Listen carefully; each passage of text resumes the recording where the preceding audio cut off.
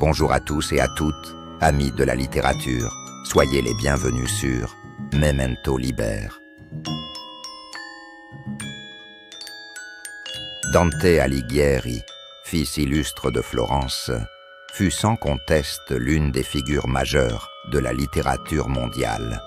Sa plume a transcendé les siècles, offrant à l'humanité un chef-d'œuvre inégalé, la Divine Comédie.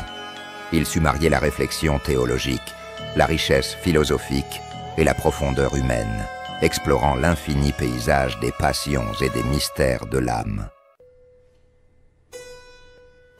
Son voyage imaginaire à travers l'enfer, le purgatoire et le paradis est bien plus qu'une odyssée personnelle. C'est une quête de sens, une méditation sur la justice, l'amour et la rédemption. Au milieu du chemin de ma vie, je me retrouvais dans une forêt obscure. J'avais perdu ma douce Béatrice qui enchantait mes jours. J'étais inconsolable. Même ma belle Florence que j'aimais tant m'était devenue indifférente. Je n'avais plus goût à rien. Le monde m'était devenu insupportable.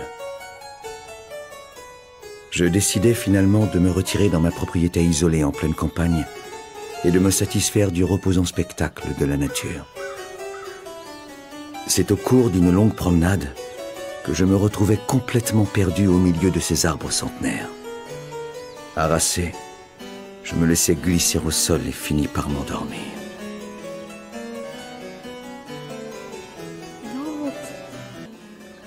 Cette voix qui venait de me tirer de mon sommeil, était-ce celle de ma Béatrice ? Je me réveillai, et le souvenir de cette merveilleuse apparition me revint en mémoire. Virgile ? Tu serais Virgile ? Tu es Virgile, m'exclamai-je. Mon seul maître et mon inspirateur. Mais comment ? Dis-moi, est-ce mon rêve qui continue ? Nul rêve ici, mon Dante. Et c'est vrai, Béatrice t'attend. Il est enfin permis d'espérer la retrouver. C'est elle qui m'envoie pour te guider jusqu'à elle. Voilà comment mon long et périlleux voyage commença.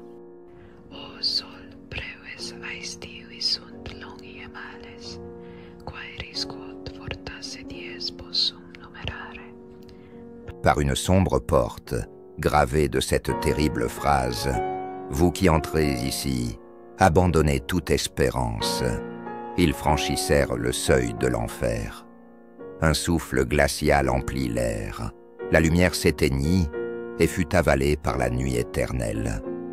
Selon Dante, l'enfer serait divisé en 9 cercles, et 7 de ces derniers regrouperaient les 7 péchés capitaux.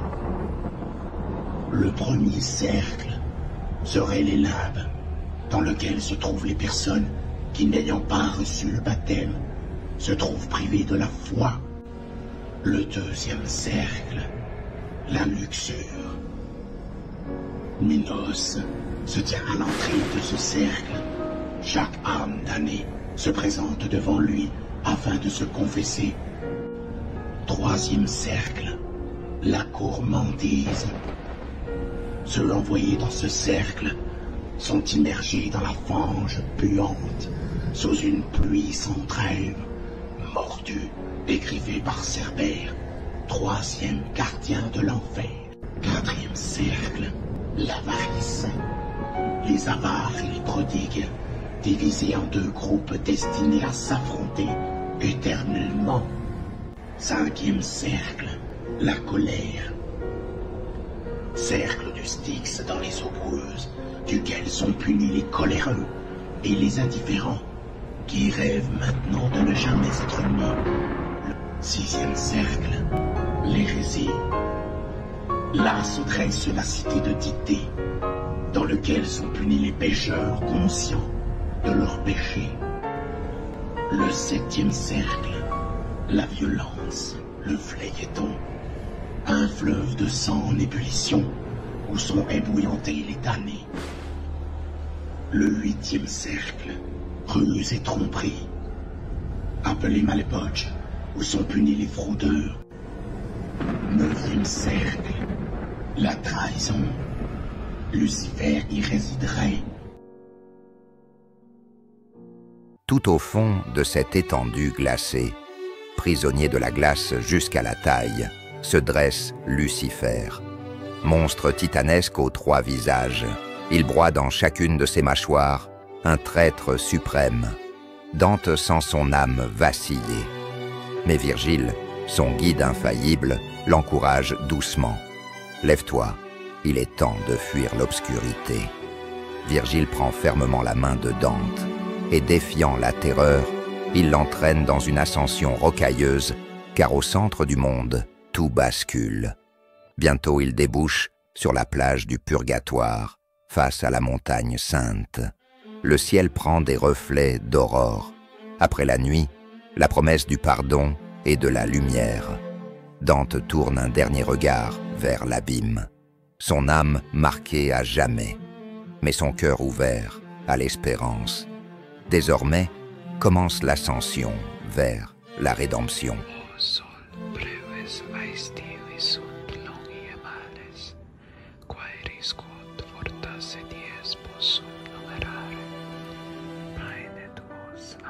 La montagne à gravir du purgatoire est un lieu symbolique, une étape de purification nécessaire avant d'atteindre le paradis. L'ange gardien de la montagne, Caton d'Utique, les accueille avec une attitude d'espoir et d'humilité. Cette montagne est divisée en 3 niveaux, le pré-purgatoire, les 7 corniches et en son sommet, le paradis terrestre. L'ange Caton marqua de 7 P le front de Dante. 7 peccatum en latin, 7 péchés, 7 règnes, mais surtout 7 conditions afin que son esprit se repentisse et que à chaque corniche, Dante subisse les péchés du plus grave jusqu'au moindre, manifestant ainsi une purgation spirituelle. La première des 7 étapes, où l'on s'acquitte des dettes contractées par le péché, est celle où Dante rencontre les âmes des orgueilleux, portant de lourdes pierres sur leur dos, les forçant à courber la tête pour apprendre l'humilité. La deuxième étape fut celle de la rencontre des âmes envieuses, qui elles furent punies, assises, dos contre la paroi et les paupières cousues, afin de ne plus désirer les biens d'autrui ou leur bonheur, et d'en tomber jaloux. Ainsi leurs larmes les purifieront et leur apprendront la charité. Voici la troisième étape, celle des âmes coléreuses. Toutes furent plongées dans une fumée épaisse et sombre qui troublait leur raison, mais non leur douleur. Ils devaient réciter des poèmes parlant d'amour et des psaumes à la gloire de la tendresse, en guise de pénitence. À sa surprise, Dante rencontra un personnage familier qui lui demanda de façon sensée « Mon ami, maîtrisons-nous réellement nos actions, ou bien sommes-nous façonnés par notre environnement ?» « Le libre arbitre, mon ami, le libre arbitre, » répondit Dante. Le 4e étage du purgatoire est consacré à la paresse, appelée aussi l'acédie ou la tristesse spirituelle. Les âmes des paresseux furent condamnées à courir sans cesse autour de la corniche. Leur punition fut le contraire, exact de leur faute. Ils durent réparer leur manque de zèle en courant sans cesse, ni repos, afin de se mettre activement au service du bien et à l'amour de Dieu. Virgile et Dante arrivèrent face aux âmes des avares en ce 5e étage, tous couchés face contre terre, poings et mains liés. Ce passage rappelle que, malgré le pouvoir et la richesse, nul n'est au-dessus de la loi divine et que le salut est accessible à ceux qui se repentent sincèrement. Puis, une âme purifiée, auteur de la Thébaïde qu'admirait Dante, vint les rejoindre. Nommé Stas, ce grand poète qui lui-même idolâtrait Virgile, vont désormais affronter ensemble la fin de cette ascension. Avant-dernier palier, celui des âmes gourmandes, ceux qui ont trop aimé la nourriture ou la boisson, ou bien les plaisirs des sens et de chair, avant la modération et la tempérance. Leur pénitence est d'être tourmentés par la faim et la soif, afin d'apprendre la modération et la valeur du refus après les excès. Dernier palier, celui des âmes luxurieuses, c'est-à-dire celles qui ont mal orienté leur amour ou leur désir, punies à des champs de purification pour mieux orienter leur cœur avant de traverser un mur de feu, tout comme Dante. Enfin, le paradis terrestre, le jardin d'Éden, situé au sommet de la montagne. Dante fut reçu par une mystérieuse femme, Mathilde. Elle le purifia dans l'été, le fleuve de l'oubli, ainsi toutes les marques de son front disparurent, et il retrouva sa bien-aimée, Béatrice. Virgile non catholique le quitta, car son rôle était terminé. Alors Dante entra dans le paradis céleste. O sol breves aestivi sunt longi emales, quaeris quod fortasse dies possum numerare. Paine tuos. Le paradis de Dante, guidé par Béatrice, est l'aboutissement de la purification et de l'ascension spirituelle. Une montée à travers les cieux vers la vision et l'union avec Dieu, dans un éternel éclat de lumière et d'amour. Cette ascension est entièrement construite selon le modèle géocentrique de son époque, c'est-à-dire que la Terre est au centre de l'univers et que tous les astres tournent autour d'elle sur des sphères concentriques. Le chemin vers Dieu comporte 9 cieux matériels autour de la Terre, vers l'Empyrée, royaume de la lumière et de la perfection divine. Chaque sphère correspond à une vertu, un type de béatitude ou d'âme sauvée, et cette progression symbolise le perfectionnement de l'âme. Dans un support poétique et théologique, Dante, au bras de Béatrice, monta à travers les sphères célestes en quête de la contemplation et de l'union divine. La première étape, la lune qui témoigne de l'inconstance, défaut lié à cette sphère. Elle change sans cesse de forme. Elle symbolise ceux et celles qui n'ont pas maintenu leur ferme volonté. Dès son arrivée, Dante aperçoit des âmes translucides, comme des images dans une eau pure, confessant leurs vœux non tenus pour cause de force majeure. Deuxième étape, Mercure qui brille, mais souvent masqué par le soleil, symbole des âmes ambitieuses dotées d'une volonté tournée vers le bien, mais pas entièrement pure, pas assez charitable. Nous sommes ici, dans ce corps lumineux, gagnant notre seconde couronne, parce que la gloire humaine fut notre souci.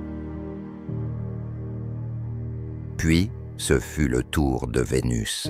Ici, l'on retrouve les âmes amoureuses. Elles ont bien vécu la vertu de charité, mais leur amour n'a pas été totalement purifié des passions humaines. Vénus a toujours été associée à l'amour. Dante revient à la source de ce sentiment, en montrant la purification de l'amour humain en amour divin, et d'en tirer la leçon que l'amour véritable ne s'arrête pas à la passion, mais il se purifie et s'élève vers Dieu. Le soleil, 4e ciel du paradis de Dante, est un moment hautement spirituel et resplendissant de la divine comédie. Symbole de lumière, de sagesse et de clarté intellectuelle, où résidaient les âmes de ceux qui sur terre ont brillé par leur sagesse, leur enseignement et leur amour de la connaissance divine. Les âmes formeront 2 cercles concentriques, dansant autour de Dante et Béatrice, chantant la gloire de Dieu dans une parfaite harmonie, et feront la rencontre de grandes figures essentielles et majeures, comme Thomas d'Aquin, Bonaventure ou Albert le Grand, donnant la leçon disant que la véritable lumière éclaire l'âme et s'élève dans la louange de Dieu. Dante et Béatrice s'élèvent vers la 5e sphère, Mars. Cette sphère est peuplée des âmes qui ont combattu et souffert, parfois jusqu'à la mort, pour la foi chrétienne. Mars évoque par le rouge la couleur du sang et de la passion. Les âmes forment dans le ciel une immense croix éclatante, en hommage à leur sacrifice dont l'ancêtre de Dante, Cacciaguida, chevalier et martyr lors de la 2e croisade, s'avance vers lui, resplendissant d'amour familial et de pureté, parlant du courage chrétien, l'ayant conduit à la béatitude céleste et à la gloire de la foi. 6e ciel, ce sont les âmes qui furent rois, juges ou souverains, ceux qui firent bon usage du pouvoir au service de Dieu et des hommes, et non eux-mêmes. Ils représentaient la puissance, l'humilité, la compassion et la justice divine. Tout cela au service de leur prochain. 7e ciel, Saturne accueille les âmes de ceux qui se sont consacrés totalement à la contemplation de Dieu, au retrait du monde, à la prière et à la vie ascétique. Elle est le symbole de la planète la plus élevée parmi celles visibles à l'œil nu, symbolisant la distance du monde matériel, l'élévation spirituelle maximum atteinte par l'humain avant la pure lumière céleste. Ici, le calme absolu, on y pratique la contemplation silencieuse de Dieu. Le 8e ciel, appelé le ciel des étoiles fixes, ici, Dante et Béatrice rencontrent les âmes triomphantes, les saints qui ont déjà trouvé leur place dans la cité du paradis. Dante y contempla la vision du Christ et de la Vierge Marie, et passa l'examen par les apôtres Pierre, Jacques et Jean, portant sur la foi, l'espérance et la charité. Ce ciel annonce l'entrée dans l'Empyrée, la demeure de Dieu lui-même. 9e ciel, le primum mobile. C'est le dernier ciel matériel et le plus proche de l'Empyrée, la demeure de Dieu. C'est le moteur de tous les cieux. Il est entièrement animé par Dieu. Il reçoit directement l'influx divin, puis transmet le mouvement et l'énergie aux autres sphères. Ici, la matière disparaît quasiment. Tout est lumière et tout est esprit. Guidé par Béatrice, Dante découvre la hiérarchie des anges et la disposition de l'univers. C'est la frontière ultime entre création matérielle et réalité divine. Dante approche de Dieu.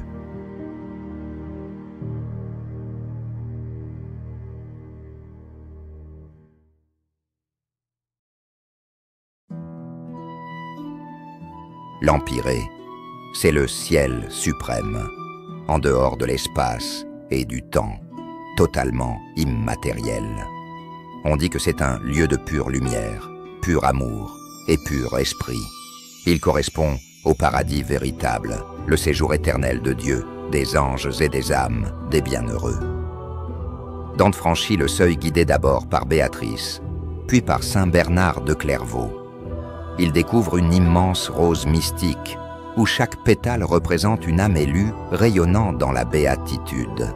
À la fin du paradis, Dante achève son voyage spirituel, qui l'a conduit à travers les sphères du ciel.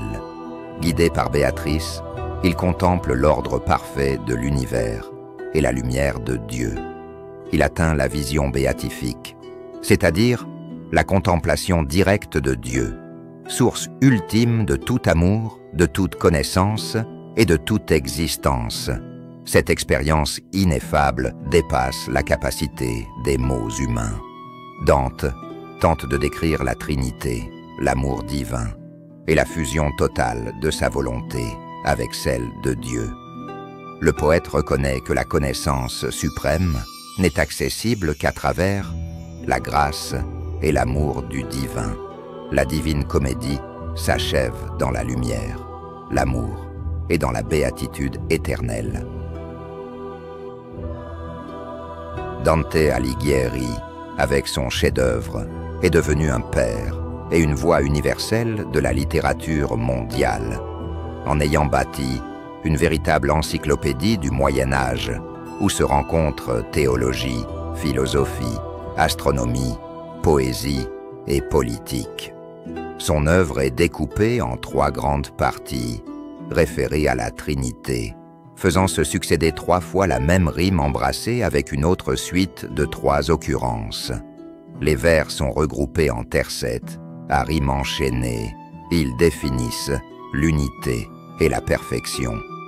Dante Alighieri n'a jamais appelé son œuvre la Divine Comédie, mais simplement comédie. Le terme divine a été ajouté par Boccace au XVe siècle en hommage à sa grandeur. Il a choisi d'écrire en toscan, donnant naissance à l'italien moderne, et parvint à unir l'exigence intellectuelle la plus haute à une émotion esthétique d'une force incomparable. Lire Dante, cela demande de franchir un seuil, c'est se confronter à la profondeur du mal, à la dignité de l'espérance et à la splendeur de la vision divine. Peu d'auteurs ont su, comme lui, parler à la fois à la raison, au cœur et à l'imagination. Merci d'être arrivé jusqu'à cet instant de la vidéo. C'est que vous êtes un vrai fan de l'œuvre, à n'en pas douter. Mais j'ai seulement pu vous offrir ce petit résumé, tellement l'exégèse de ce livre est incroyable. Vous serez d'accord avec moi qu'après sa lecture, la signification du mot dantesque n'aura plus le même poids quand vous le prononcerez. Il faudrait une vidéo de plusieurs heures pour parler de chaque histoire et de chaque personnage qui habite ce livre, tellement la richesse de ce livre est dantesque. La Divine Comédie n'est pas seulement un livre, elle est un monument spirituel et artistique, une cathédrale de mots qui traverse les siècles et continue d'éclairer ceux qui cherchent un sens à leur existence.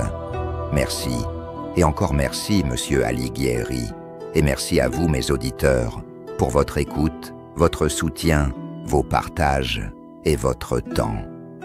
Je vous dis à bientôt pour une autre vidéo. Alors en attendant ce nouveau moment de partage, prenez soin de vous.